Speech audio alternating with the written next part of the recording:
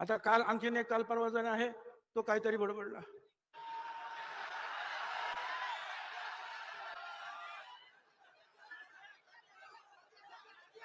त्याने सांगितलं या भुजबळला लात घालून मंत्रिमंडळाच्या बाहेर काढा. लात घालून भुजबळाच्या कमरेत लात घालून मंत्रिमंडळाच्या बाहेर हाकला.